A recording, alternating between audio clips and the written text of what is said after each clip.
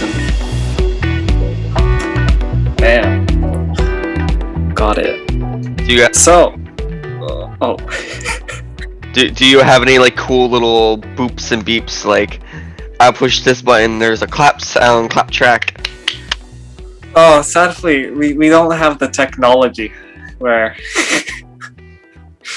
So, Call me back when you get a better budget. I'm sorry. Currently, the budget is $0.00. So it's pretty All high right. budget. Well, let's start the podcast. So, what's the intro? Hey, folks! It's me, your host. Hi. Hey, and this is the official first episode of the podcast with your host Taro Baker and our guest Samuel Losh.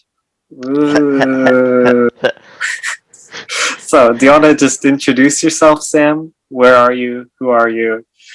When you went to Japan, all that. This is getting philosophical, but I am Samuel Losh. I am from Iowa and the United States. The state does matter because the states have different cultures. But I went to Kyoto University of Foreign Studies in Japan, and I stayed down in the Nishikyogoku part. Ah, very good. Good introduction. We're off to a good start. Far better than the last podcast. But let's start. So I guess a simple question for the people at home is, why don't you say a little bit, what part of Japan were you in? And tell us a bit about that part of Japan. Well, I was in the Kyoto part of Japan. You know, the southern part. I'm not. Since it's been about a year, I've completely forgot like my terminology and like how we categorize our parts of Japan. Oh, it's okay. Well, like let's use a banana category, right? So if Japan's banana, because it is shaped like a banana, Kyoto's like kind of dead center. Is it? Is it? I thought it was like maybe like a below like the center, like we're like a little below the curve. It's like, well, it's like Japan's like this shape, right? Sure. Like Yeah. it's like, yeah, for the people at home, the banana shape, and then the banana is Return to bending. monk. Return to monkey. Uh, so if you imagine a banana, and there's the banana has like a 90-degree curve, and it's like the top part of the banana is sticking north, and then the bottom part of the banana is sticking east, and then Kyoto is in the part of the banana that's sticking east, but kind of close to the bend.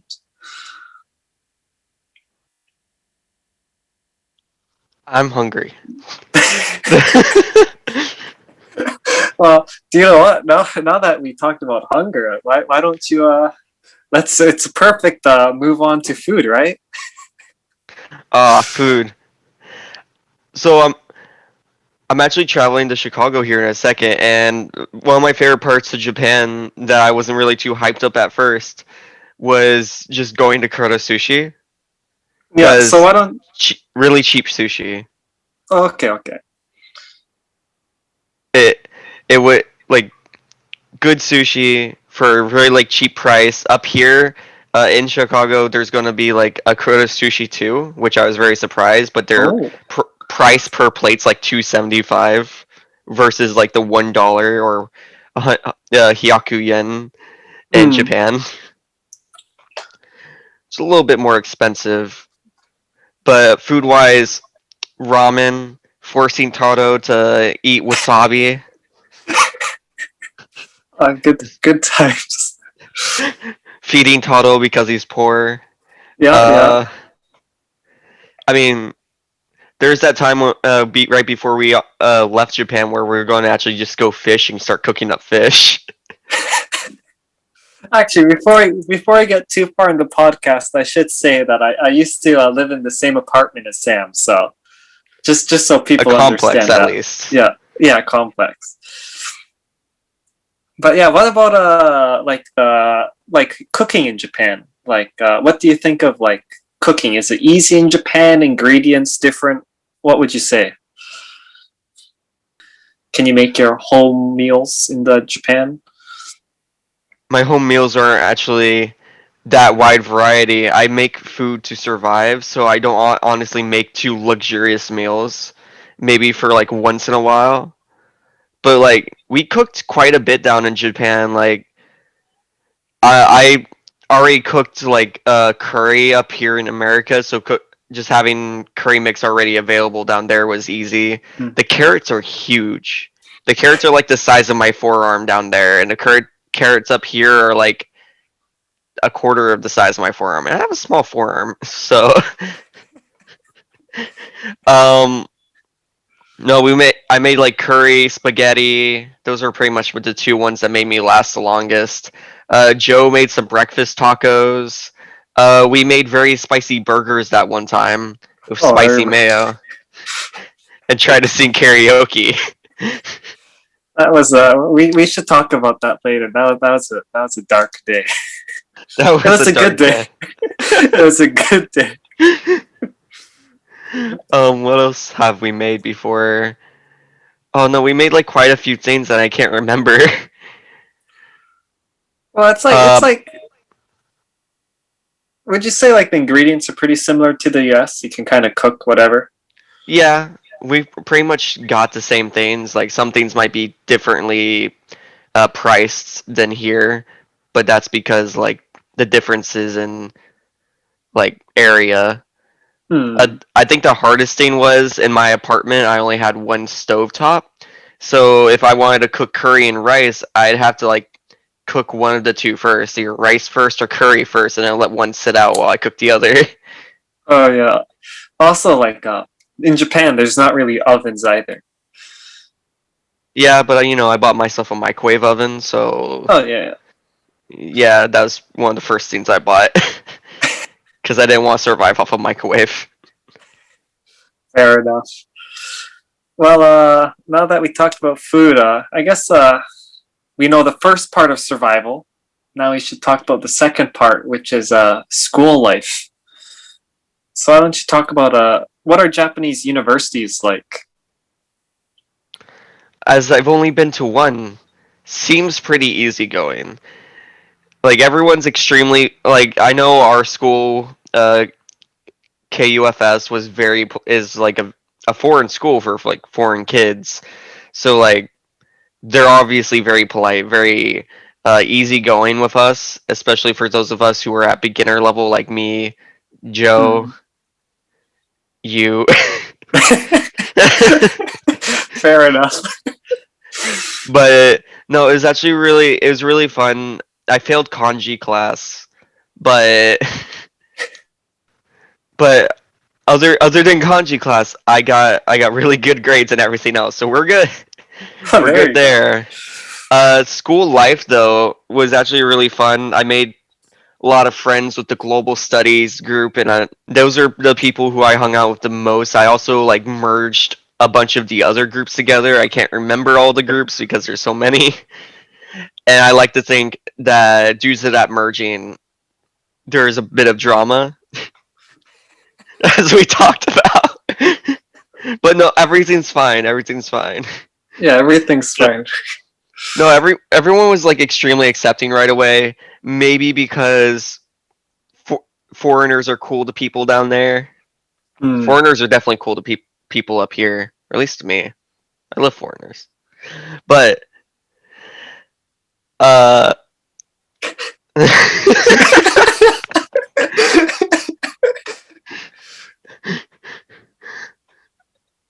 no, it was really easy to make friends down there. As long as you just like talk to people. I know there's other peoples in my study abroad group who just didn't talk to anyone, Hmm. and so they made no friends, and they didn't actually like it as much down there because they had a hard time just like uh in in assimilating Hmm. into the culture down there. And so like I'm not going to mention any names, but one of them I talked to right before they were leaving, they were like, "Yeah, no, I can't wait to go home. Like, I loved it here, but I also didn't really like it here. I just felt Hmm. lonely." I'm like, "Yeah, that's because we tried getting you to socialize more, but you just didn't want to socialize, Hmm. and that can be a part of the problem if you don't like try to talk to people. You're gonna have a hard time. Yeah. I guess that's part of being an exchange student, right? If you don't know anyone and don't talk, it's pretty lonely. Oh yeah, I can definitely see that. I mean, I became extremely extrovert down there. Like I just went to some bars by myself and started talking with Japanese businessmen. They have like low level English. I have low level Japanese. Perfect formula for love. What a good romance story. Sam and the overworked businessman. I mean, there's that one guy who tried offering Joe and I like this very cheap stay at a hotel he owned. Oh, really? Yeah, and we tried to explain to him we were actually living here. So I love that. Please, please stay at my hotel, but I live here, man. I'm sorry. well, I stay at your hotel when I live for free. Yeah, Free, because it was in our tuition. you know.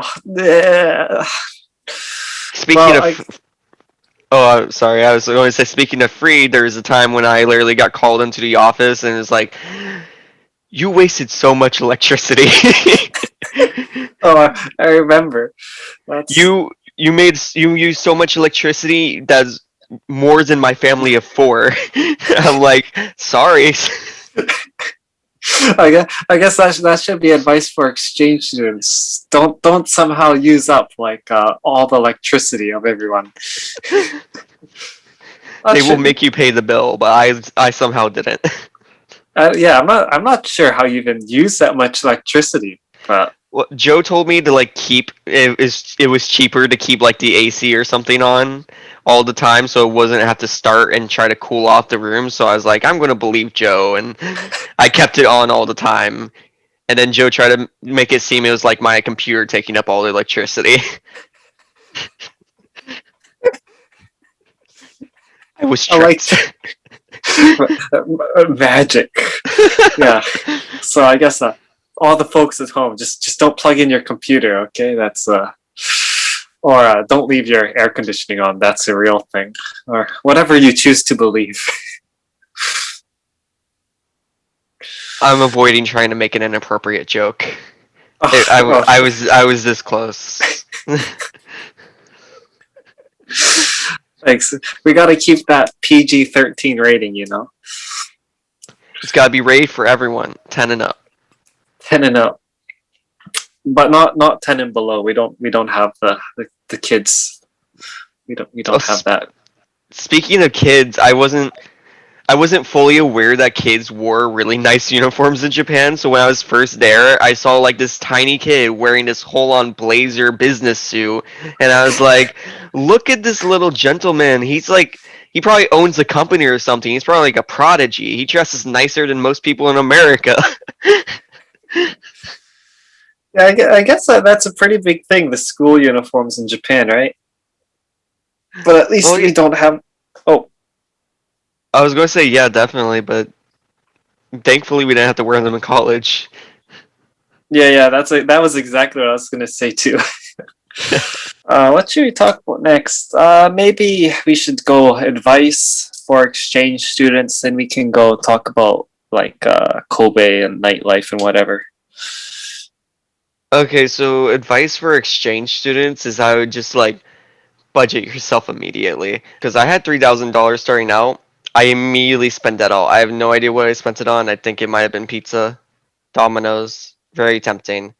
Uh, but like you can easily just spend all of your money, and if you're going to live there for like 7 months, like we did, just keep that money in check. You don't want Hmm. like I understand souvenirs are amazing. I bought this shirt. This shirt is one of my favorite shirts, and I hope it doesn't die anytime soon. But if you're going to spend your money real fast. Other than Hmm. that, other advice is like try as many new things as possible. That's how you get a good experience. Talk to people, make friends. There's going to be someone who wants to be your friend, especially Hmm. in Japan. Pe- People are lonely, right? Yeah. I'm lonely since you left too, Sam. No, you're not. Kanashimi. It was like Okay. I adopted you and Akira at one point. Yeah, we basically were your children. Okay, Uh-huh. let's Yeah. not get too off topic. Let's not tell people that you're my father, okay? Alrighty, son. Um.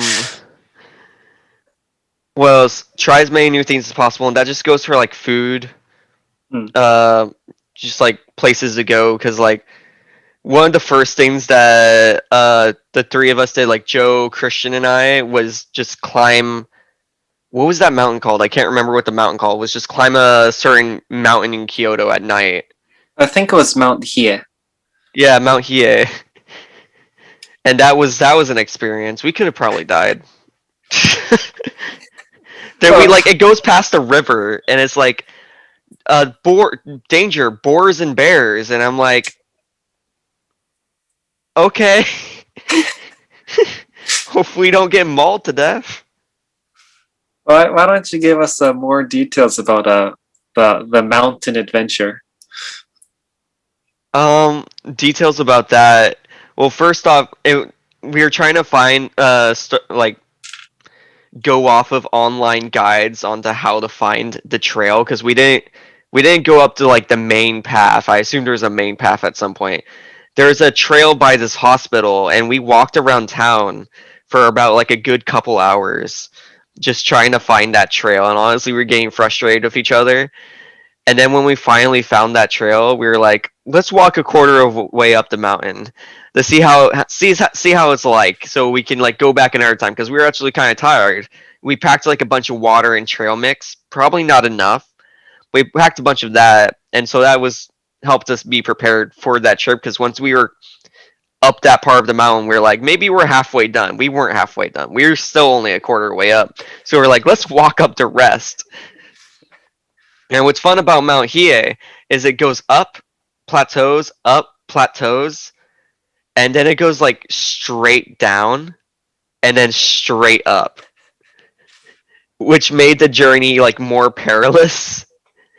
And there's a lot of cool sights. Like you can see the city from above, Hmm. like halfway up the mountain, and there's like a tree eating a sign at some point. I might have posted that on my Instagram. Plug that in later. I don't know. Uh, and at one point, like halfway up the mountain, my brother texts me because it's daytime in America during nighttime in Japan, and he texts me, "Hey, I just proposed to my girlfriend," and I'm like, "Cool, I'm up a mountain at nighttime."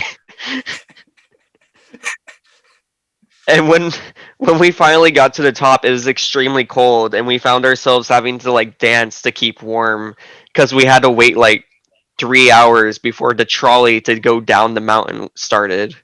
Hmm. No one I don't think anyone questioned why people were already up the mountain when their shift started.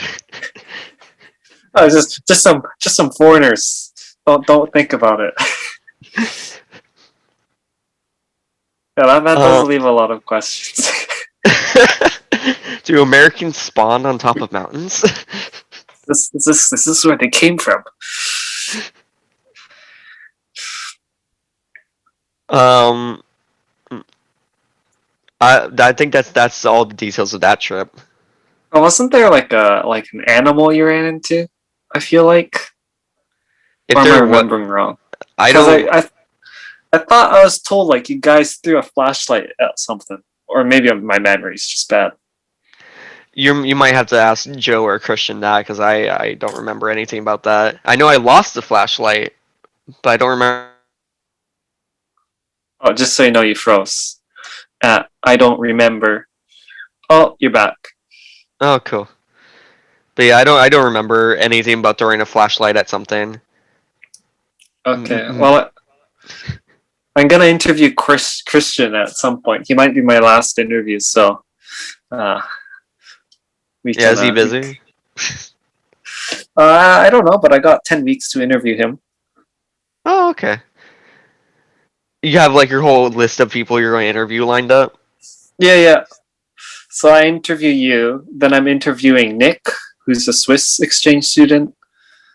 Then I interview Mayu, who's from Australia, and then Christian's the season finale. Oh, perfect. I know. Gotta learn. Gotta teach people to get them gains. There's going to be so much tension between you two. Uh, Christian, where did you go? Wait, what? Froze again? Oh no, you're back. You're back. Don't Oh, worry, you okay. haven't froze.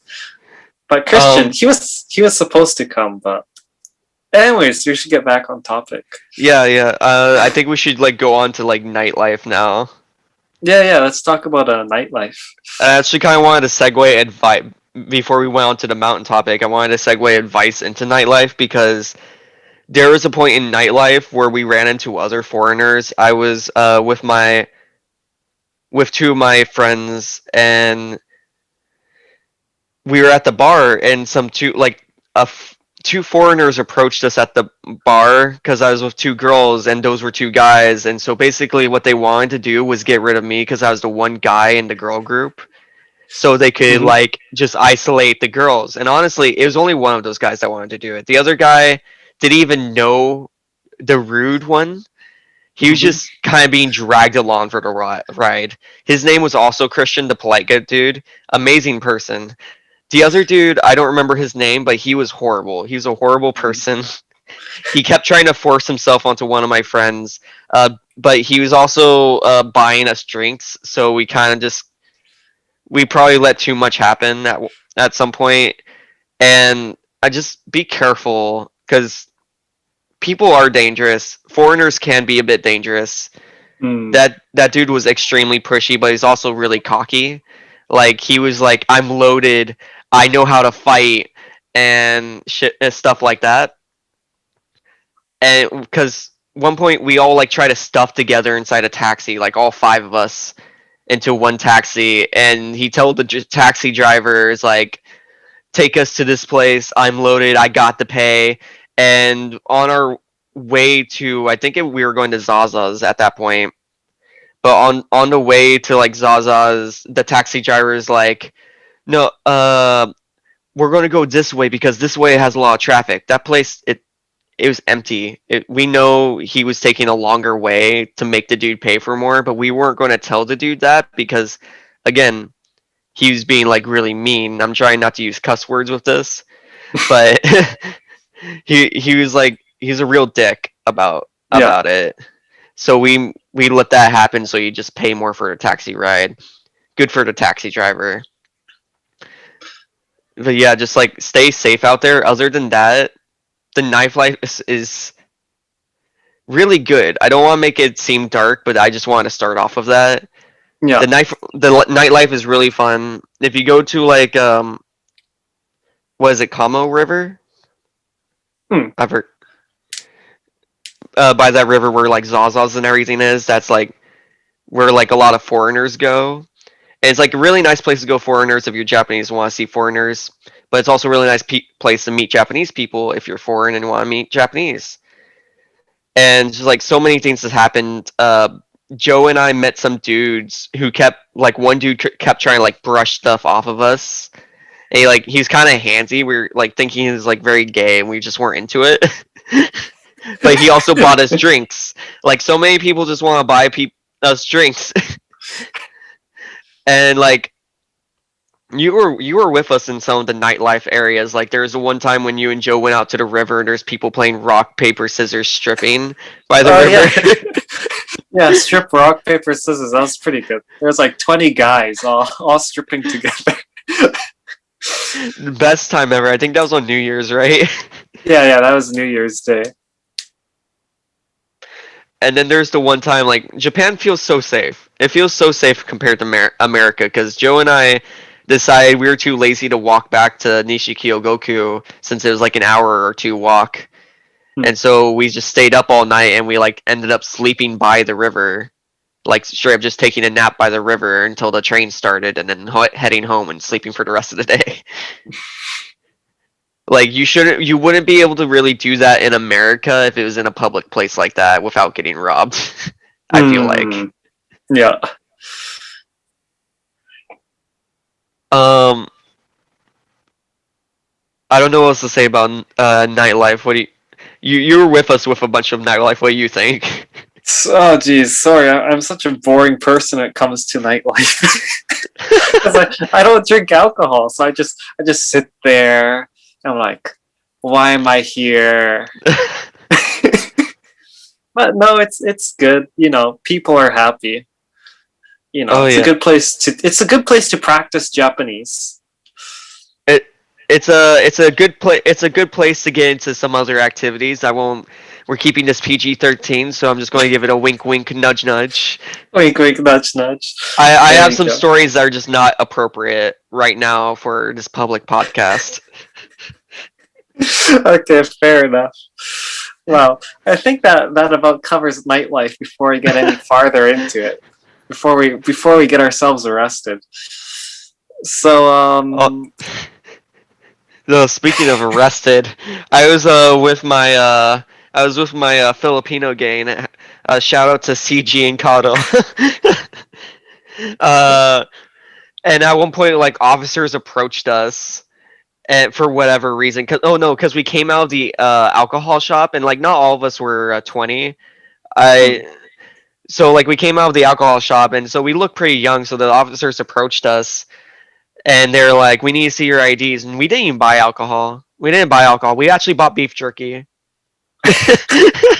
from the alcohol shop, and so they like wanted to ID us, and then someone like I think someone was thought we actually did buy something illegal. So like this Mhm. Japanese dude came up to the officers and said this dude stole a motorbike. The dude didn't steal a motorbike. He was just on his own motorbike, and the motorbike dude just started driving away. So the cops just started like going after him.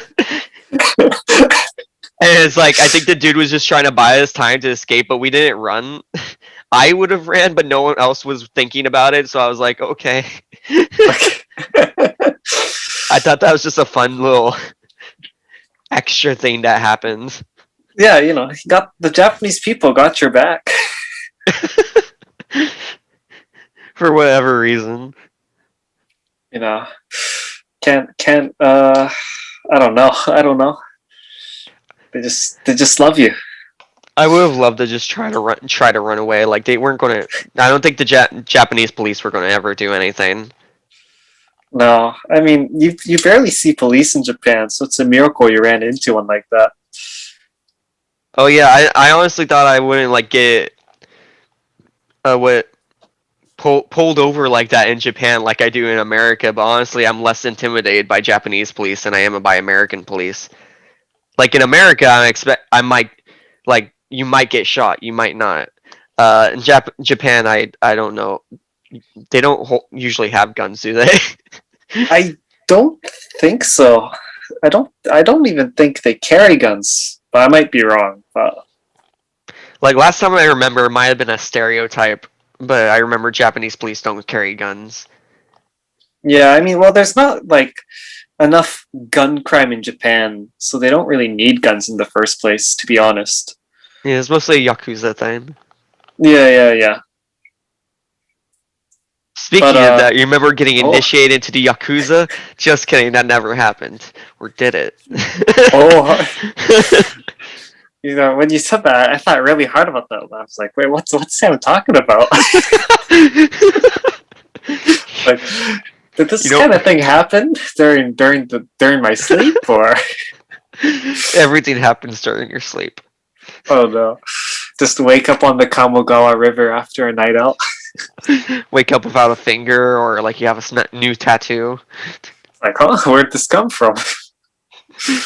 Now I can't go into a bathhouse without covering it. Yeah, actually, have you been? You went to a bathhouse, haven't you? Yeah, I went to one with Akira, and honestly, it was quite an experience. I'm not sure entirely how much I'm going to say, but I'm just going to spout it out right now. An old man kept trying, like I swear, Akira can correct me on it later if I'm telling it wrong. But the old man stared at me, where people aren't supposed to stare at you, and then called me short. And I just want to say that was mean. That is me. Yeah, just go to a public bath. There's just old men staring at you. Yes, that's where the Japanese evilness comes out. And like, I know if America had public baths, we would still wear swim trunks into them because American people aren't normally nude, like about that nude life. So it was very different going to a bathhouse in Japan and just like taking off all your clothes and keeping them off in front Yeah. of like other dudes and stuff. Like I, but like what really got me and what a lot of my American friends don't understand when I first explain it is that there's an electric bath in that bathhouse that we went to. I don't remember what district we were in when we went to it. But basically the electric bath, it was just like sends like tiny like bits of static throughout the bath, so like your muscles are like being activated constantly and you're being vibrated. It's supposed to be good for like a lot of like muscle diseases maybe. I'm not sure. I forgot what I read back then. But it was like really interesting because when people hear electric bath, they're like, "Oh no, you're gonna die because you put a toaster in a bathtub and you get electrocuted." No, this is like just tiny bits of static that are just making your whole body vibrate the entire time you're in there. And I thought that was interesting. Well, Other you than know. Oh, it was, it was also raining. We decided to go into the outdoor bath and then into the sauna. And honestly, I guess I'm not used to saunas because I hardly lasted probably like 5 to 10 minutes. There's this big dude in there, big Japanese dude who was trying to make conversation with me, and I couldn't even focus. I was sweating profusely. I'm not used to that, I guess. I was over here like exhausted, just my head down, like, yeah, yeah. Hold on, need to collect my thoughts. yeah, saunas. Actually, I haven't been to a sauna. I don't got anything to add here. I'm sorry. Have you been to a bathhouse? I have, but actually, my friend owns a hotel, so I get to go to the bathhouse when nobody else is in it. Oh, that's Yeah, lucky. so No, I don't have the real experience. you don't have the real experience of bathing with old men. Yeah, sadly, you know. No, I feel like the Japanese are so much more open about like the natural like human body Hmm. than Americans are. Like we just up here we like judge each other way too much. Hmm. Like I don't like your body shape. You look ugly. We're trying to like get all that self care in. Stretch marks are nice. Your nikibi, your acne is nice. My acne was horrible back then. I literally got off a train and this girl like looked at me and said like nikibi and then covered her mouth. Like I That's was just so sad. embarrassed after that. That was very sad. Oh, My acne, just so people know, nikibi it means acne, right? yeah. Yeah. And so like my acne's gone down. It's gone down. We can actually segue this.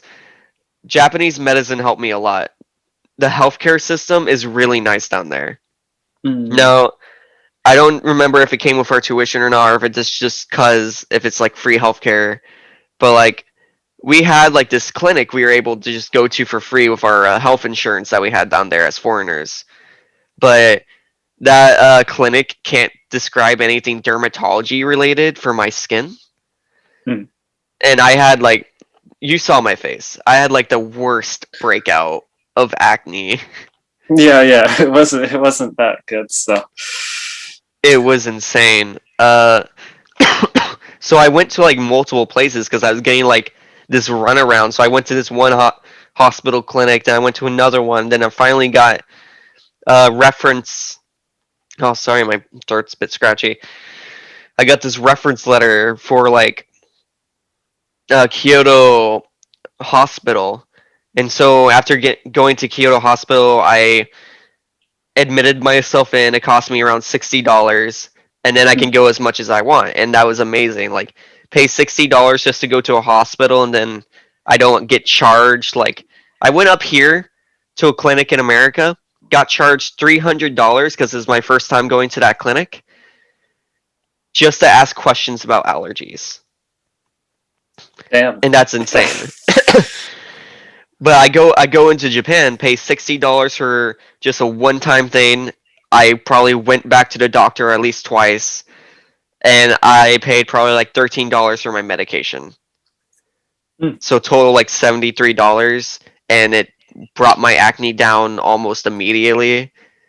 And now all I pretty much have to deal with is acne scars. I'm really thankful to Japan for not letting my face just blow up and acne and pus.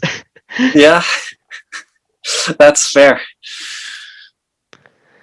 But otherwise, there's not many English speaking doctors, at least in Kyoto. I think there's a lot more in Tokyo and bigger cities. But there's a few, and they're really nice about it, and they're really good at what they do. Hmm. And yeah, no, I don't think I have anything else to say. Other than like I had to like go up to dermatology in America after I was done with Japan, and I had to like take my Japanese medicine and like explain it to them like which brands they were. And most of them translated well, except for like one tube that didn't have an American brand, it seemed. Hmm. Also, I never actually know what because I took pills and I had creams. I wasn't sure what my pills were called. I have no idea what I was taking. But that's okay. Everything It's worked out in okay. the end. It all worked. Just take the mystery pill and it'll be fine. Take the mystery pill, you might mutate later. Maybe, maybe you get cured, but it's only a possibility. Get your vaccine, kids. Vaccine. Uh, I'm going to segue this topic into a different one. How is corona vaccines in Japan right now? Like, how's everything being handled? Good question. like, like vaccines, like they just started handing them out. It feels like the last few weeks. Like, my grandparents are getting their second vaccine this Saturday. Yeah. So just so people know, this Saturday is like June 12th. Whenever you listen to this, I don't know. But I feel Yeah. like it's been pretty slow. It's it's all there is to say about it.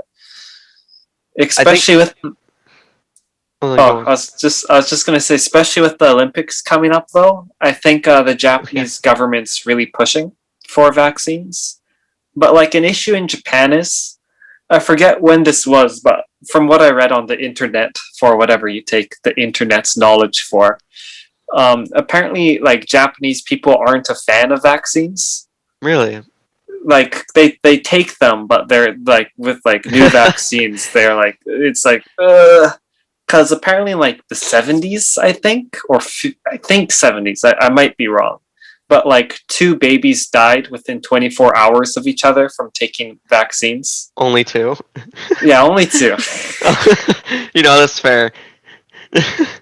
But after two babies died, and since they died so close to each other, like time wise, then people are like, "Oh, I don't want to give my child a vaccine." So it's kind of, this culture kind of persists still, at least from what the internet told me. Well, that makes sense. People, not every, I haven't gotten vaccinated yet. Vaccines have been rolled out in America for a long time now. Most people are getting what we call Pfizer or Moderna. Hmm. And like we get the two shots as well. I haven't gotten it because I'm extremely lazy and I just haven't booked it yet. Not because I don't believe in vaccines, just because I'm lazy. My girlfriend's gotten it. She's gotten both shots taken, and we're like, it started with the older people, and now we're like down to like children, little people. Hmm. Uh, they rolled out vaccines are like really fast here. Like I don't think the FDA has actually approved the vaccines yet, which is like our federal something. I don't know. Federal Drug Administration, I think, or Yeah. association. But it just it came out so fast, but everyone's taking it. But Iowa, not every state does this because, like I said, every state has like kind of a different culture. Iowa, the moment vaccines were rolled out in Iowa, they're like, if you're vaccinated, you got your vaccines, you don't have to wear a mask anymore. They're like, mask Mm, culture's dead in Iowa. You don't have to wear it. And I'm like, I'm over here wearing my mask still, not just because I'm not vaccinated yet, but even if I am vaccinated, I'm still gonna wear my mask. I yeah. don't trust these people anymore, and I'm allowed to wear a mask without getting judged. Hmm. Fair And enough. that's false, by the way, because of course they're gonna judge you. People are so judgy here. At Like, least it's a little less judgment, right? yeah, like I go into a store and probably like 80% of people in the store aren't wearing a mask, and I'm like one of the Mm, only people wearing a mask. Everything, and not every state's like this. Some states still have their mask mandates up. It's amazing you have to force people to wear a mask, but they're yeah. like, people over here got so spooked. Like in Japan, it's such a common culture, Hmm. but people over here got really spooked by it. They're like, we can't breathe in our masks. Like some people I can actually understand because they have like really bad asthma. But then there's the normal people who are like, I can't breathe in my mask. I'm going to cut a hole in it, or it's making me die because I'm breathing my own air, and it's not how that works. it's it's even preventing you from like giving other people like the flu or something if you had the flu. It's like not only is it saving you from corona, it's saving you from other diseases. Yeah, yeah, that's true. Well, Or we're so keep getting kidding. well, actually we're getting pretty close to the end, so we should probably pretty link it up back to Japan. Do you? I said we should talk about that burger story sometime earlier. Oh yeah, the burger story. So at one point I was it Carolina Reaper spice? I bought this like really spicy spice. Like I think that's a perfect definition. It was extreme spice. extreme spice. Actually, wasn't it Hella. ghost pepper spice? I forget. It was one of the two. It was burn my mouth hot and call me daddy, but we use I used it quite a bit in like my other recipes, but when we like one time we were just like let's use a bunch of it. Let's use a bunch of it and like put it on burgers. Joe came up with the idea of like combining the spice of like mayo and then Hmm. like slathering on the burger. So we like made like we didn't tell you until afterwards, but it was ground pork instead of ground beef, and we thought it was ground beef. I sorry, Taro, that your burger had a bit of red in it. I, I was like, You were oh so god, upset about that. I know. Jesus, I'm from Canada. In Canada, you can't have red ground beef. Okay, it's not We do allowed. that all the time. But everyone else put like an egg on top of their burger, and honestly, that might have like fought the spice quite a bit. Either that or Joe rigged me because my burger, I failed the first one. I thought I'd last longer, but I was the first one to fail because it just like burned my mouth immediately, and everyone else was like, "We're kind of fine." Oh no, I was crying. I was crying, but there was 100 yen on the line. It was. There's always money, and you would literally go to like near death for like a few bucks. Look, I gotta survive. Okay, I gotta pay my university fee somehow. And then we tried to sing, but it wasn't happening. No, I just remember I cried, and then after I cried, explosions happened. Oh, do you Very remember? violent. I think during the whole process, you actually got spice in your eye one point in my house, and I had to like dunk you under the sink to wash it I, out of your eye. I remember that. Yeah, I got some of that spice in my eye, and then you washed out my eye in the shower. I have to be shirtless for that. You're welcome, son. Thanks for protecting me. I feel You like the weren't. old. Oh, sorry. I was like, I feel like the only person who didn't get spice in your eye was Christian. No. You know, he knew when to keep his distance. Sadly, I didn't know. The fire, it attracts me. The danger. The I danger. enjoy the pain. I'm like a moth. I see the bright light. Whoa. Warmth. I need the fire. You know what's nice? My Wi-Fi actually hasn't frozen for a bit. You're right. I don't Yeah. even have to do any cuts for like the last half. My Well, cat's rolling around. She's staring at me. She's trying to be cute. You're not cute. You're totally cute. Anyway, do you have any last words, Sam? um, yeah. Yeah. Ne? Meh. That's it. That's all I have to say. Okay, with the final word of yeah, Yeah. meh. Ne? With that final word, thank you everybody for listening.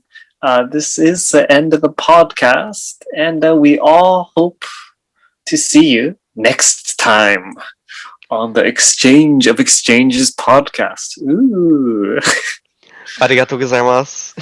ありがとうございました。またね。あよし。よし。よし。よし。よし。おっす。おっす。 おっす。Alrighty. I think that's good for the Instagram. end That it. was yeah. Let's end it. Let's end the recording.